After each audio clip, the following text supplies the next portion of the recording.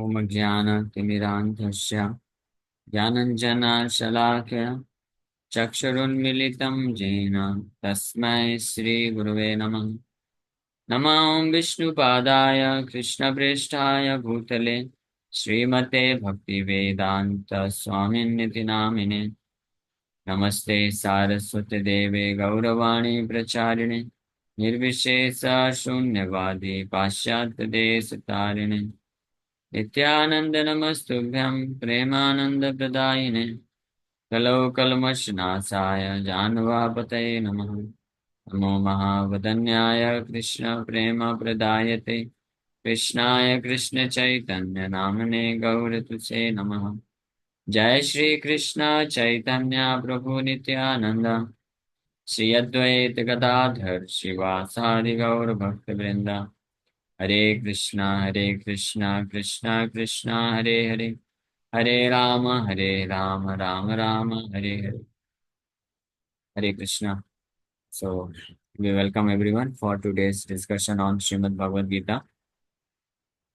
So we are discussing from Bhagavad Gita chapter 2, and yesterday we discussed from verse number 48.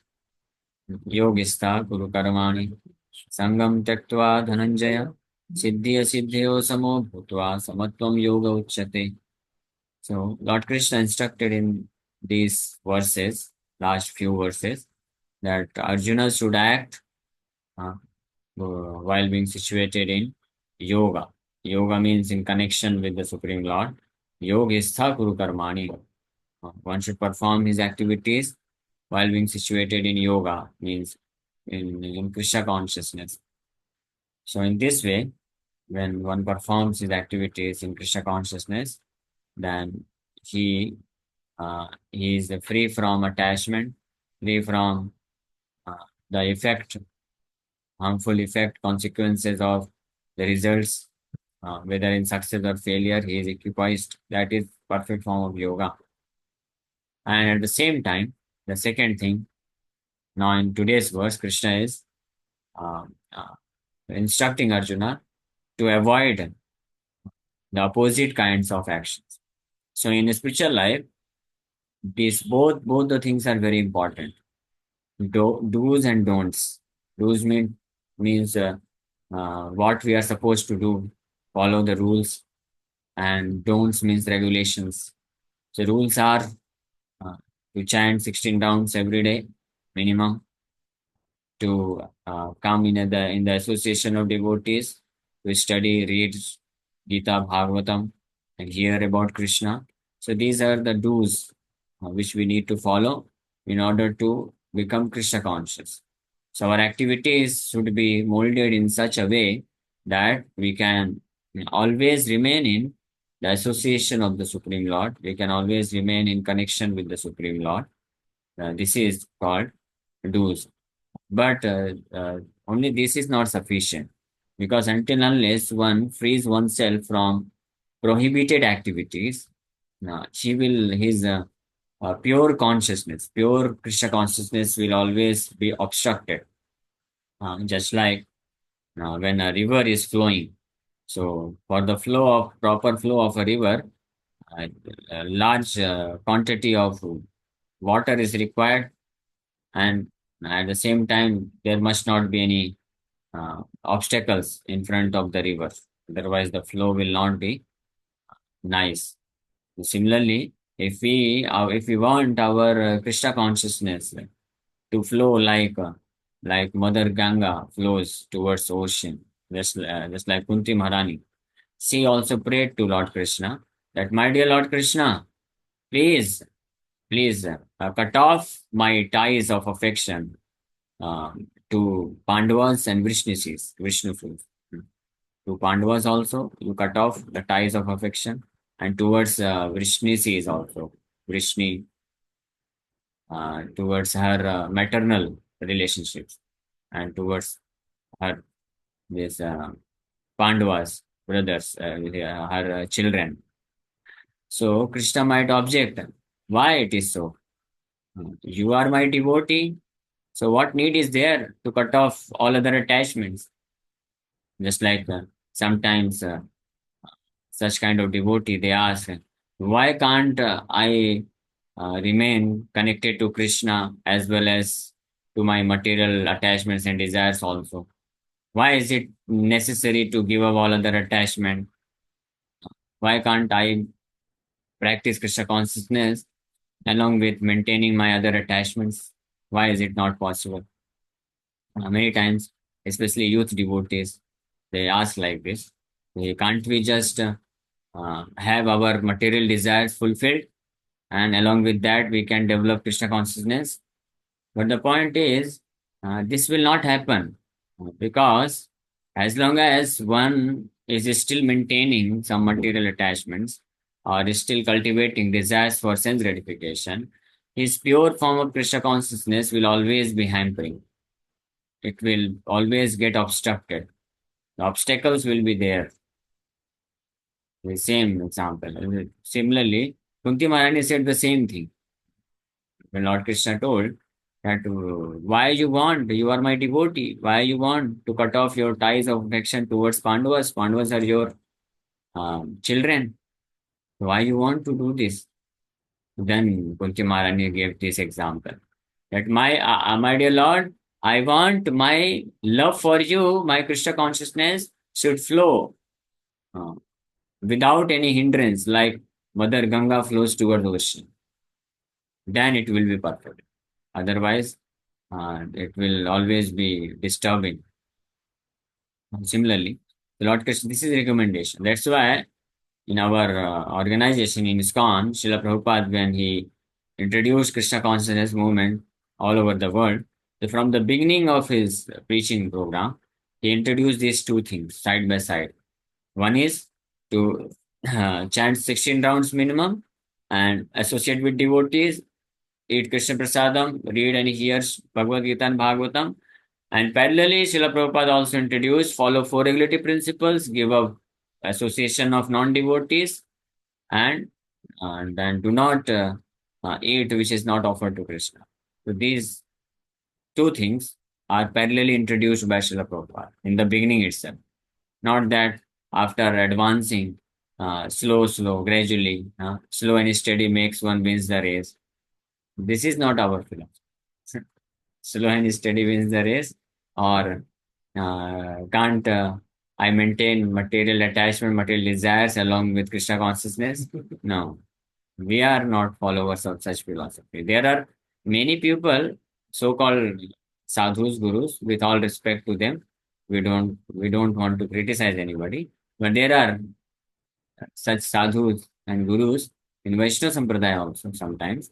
They they allow their disciples or devotees that you can have material ambitions, material desires, material success, and along with you can practice Krishna consciousness. So it may be good, okay, no problem. We don't object because Krishna also don't he also doesn't object this because Krishna also says for neophyte devotees in the beginning, Krishna allows that okay, you want to have material attachments, no problem. You just come to me. You maintain material attachment, you still be connected to me. But our line is not this. Our line is Rupa Goswami's line. Srila Rupa Goswami Prabhupada very clearly mentioned. What we want to practice anyabhilasita sunyam, jnana karmadhyanavritam, anukullena krishna anusilanam bhaktiruttama.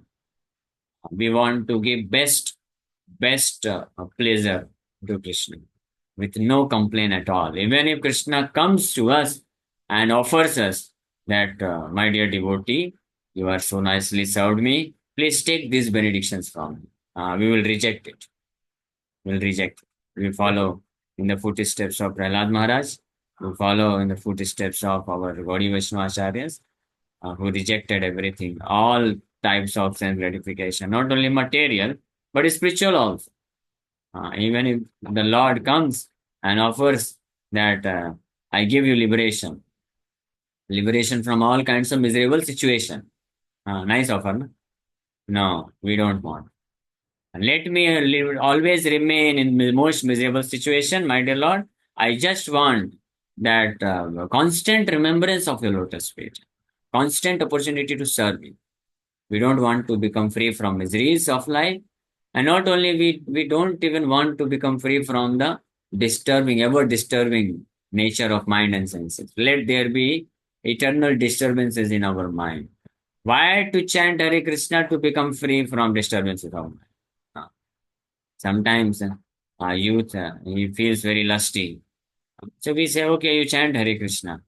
But actually, our determination should be, even if we feel lusty throughout, eternally, if we feel lusty, eternally, if we feel greedy, eternally, if we are harassed by all the other thoughts, still, we are not going to cater to the desires or these desires of lusty desires of mind.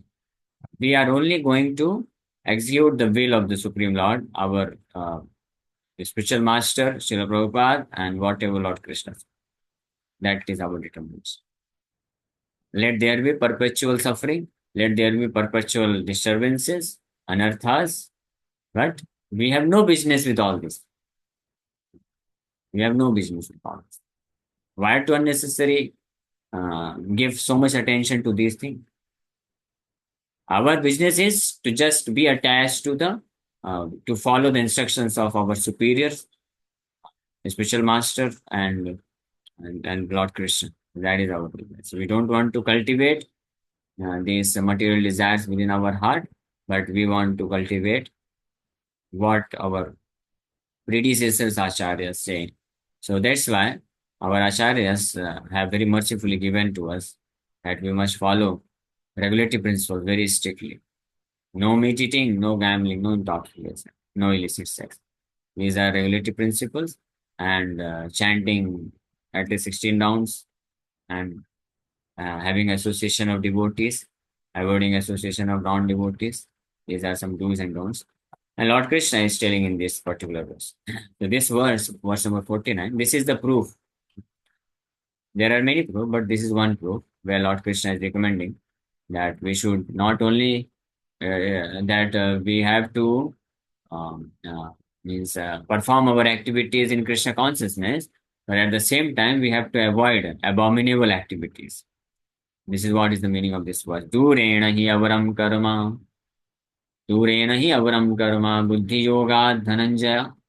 Buddhao saranam anvicha kripana phala hetava. O Dhananjaya, keep all abominable activities far distant by devotional service.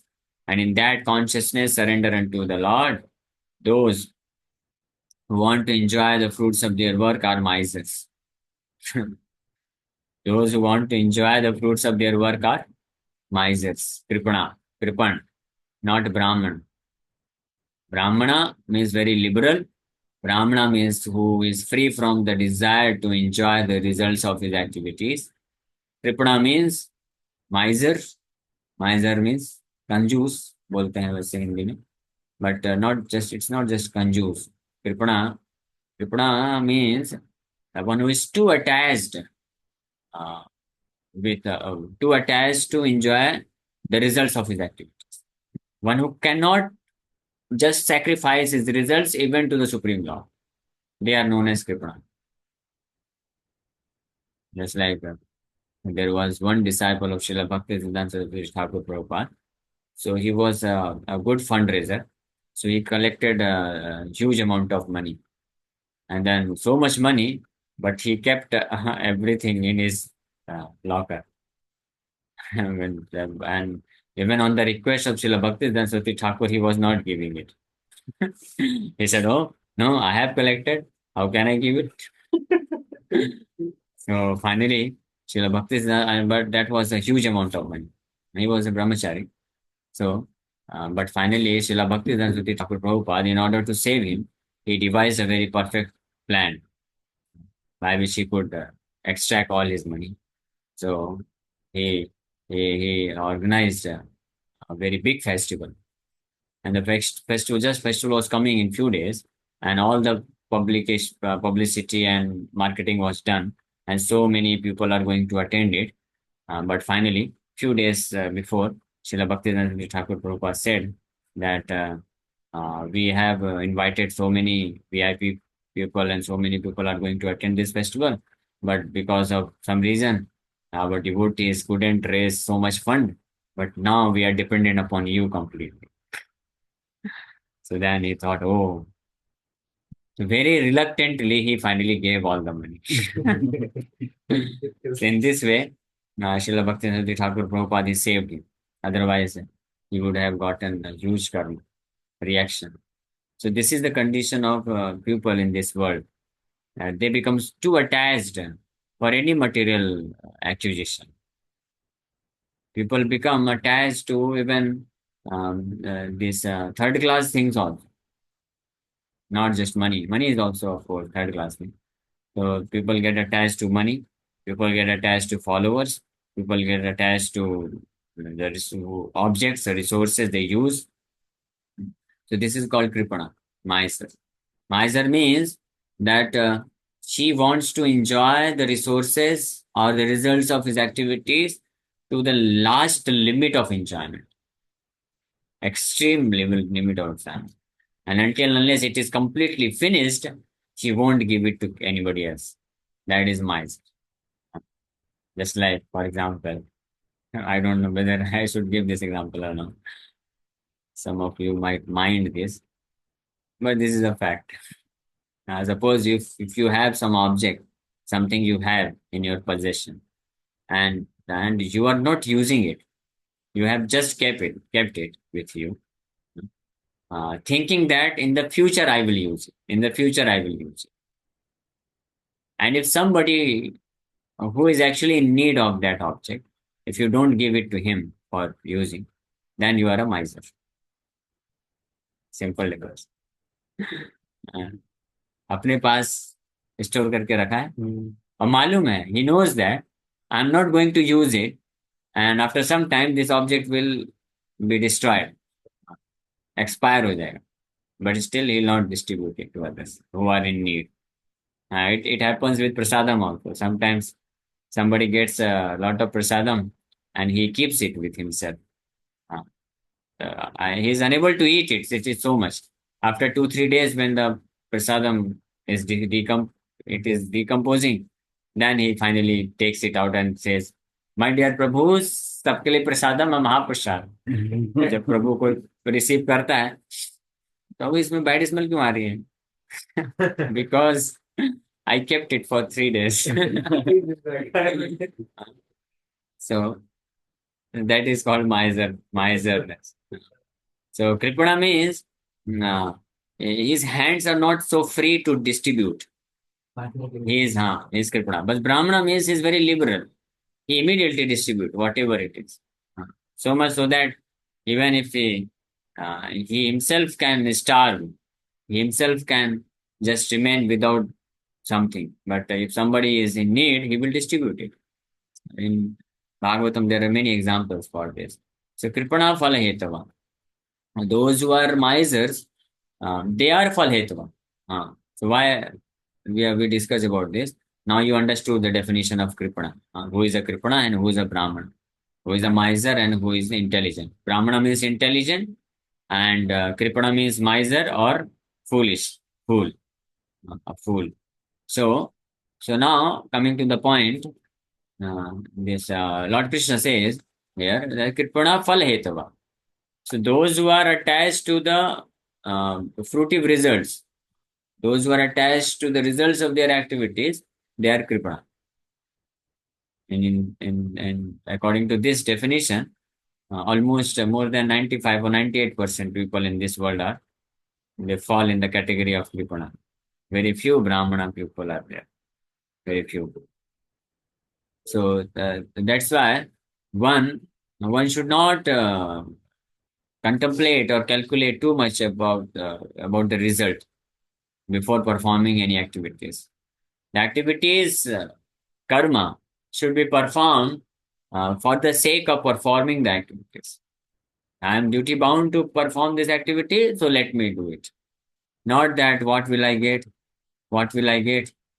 I am not getting. I have done the activity. I am not getting the result. He is getting the result. So this is all Kripana mentality. Somebody thinks like this. So Lord Krishna is instructing Arjuna that in the previous verse, Lord Krishna said that yogistha kuru karmani. Sangam Tyaktva Dhananjana means being situated in Krishna consciousness, you perform your activities, give up attachment. Sangam Tyaktva Dhananjaya Siddhya Siddhya Samo Bhutva. In this way, if you are, if you remain equipoised in this Siddhi Asiddhi, success or failure, then Samatvam Uchate, that is Samata. And now in this verse, Krishna says that Durena hi avaram karo. So one should make a long distance. Dhananjaya, O Dhananjaya, keep all abominable activities far distant by devotion service. Abominable activities. What is abominable activity? Those activities which takes us away from the Supreme Lord. Those are known as abominable activities. Abominable का मतलब जानते हैं ना? अवरम, घटिया, घटिया कार्यों से दूर रहो अर्जुन, भगवान ये बोल रहे हैं, दूरेण ही, make discard it at a long distance, दूर से ही discard कर देना चाहिए. But what is this abominable activities? So Arjuna, this verse is very important. In this verse, this particular word, abominable activity, Arjuna is going to misunderstand. Durena hi avaram karma. So at the end of the second chapter, Arjuna misunderstands this particular verse, and in the beginning of third chapter, he asks the question. He becomes confused. What Arjuna is thinking, so you remember this verse, 49. So because when we'll complete this second chapter, when we'll come to the third chapter, first verse, so Arjuna is going to ask something. So you will have to connect it here. Because why Arjuna is getting the question? Because in this particular verse, although there is no misunderstanding, Krishna did not speak anything in ambiguous manner. Ambiguous manner, you understand? Means a double meaning. No double meaning. Everything is very clear cut. Krishna spoke everything in a very clear cut manner, a straightforward manner. But because Arjuna had material attachments, that's why she could not take it. Similarly, when sometimes we are instructed by our superior on certain subject matter, so they give us some opinion. So because of we having material attachments, we do not understand. We misunderstand, and so much so that sometimes we do not accept those instructions. That no, it is not possible. You are saying wrong thing about me. That's why generally those who are very mature in knowledge or mature in experience or Krishna consciousness, they generally do not instruct very easily to anyone and everyone. They restrict themselves in instructing or correcting others because this is it's highly possible that the person might misunderstand, will not be able to understand. So in the beginning, that's why in the beginning, devotees should be just inspired so that they can follow means Krishna consciousness. They can just become, they can just add Krishna in their life. And whatever correction has to be done, that should be done later on when the candidate becomes little serious to advance more in the spiritual life. If somebody who is not serious in advancing in the spiritual life, so he should not be corrected, he should not be instructed, because that is not going to help him. He is not going to accept it. Rather, he may become revengeful or what you say, develop hatredness also. That's why these are the instructions. Anyway, Lord Krishna here he is telling Durena hi avaram karma. So what is the meaning? What Lord Krishna wants Arjuna to avoid? Which kind of abominable activities Krishna wants to avoid? We'll discuss this. And what Arjuna misunderstood, that also we will discuss. Lord Krishna is telling very clearly, Durena hi avaram karma. Buddhi yogad dhananjaya. Buddhi yogad means while being situated in Buddhi Yoga or Krishna consciousness, so situate yourself in Krishna consciousness and do not perform such activities by which your Krishna consciousness will be hampered, or by which you do not serve Krishna. So those activities have to be avoided, or those types of activities done in kripana mentality. Buddha saranam anvicha kripana phala hetava. So those who are situated in Buddhi Yoga consciousness or Krishna consciousness, they surrender fully to the Supreme Lord, and they surrender fully to the will of the Supreme Lord, executing the will of the Supreme Lord.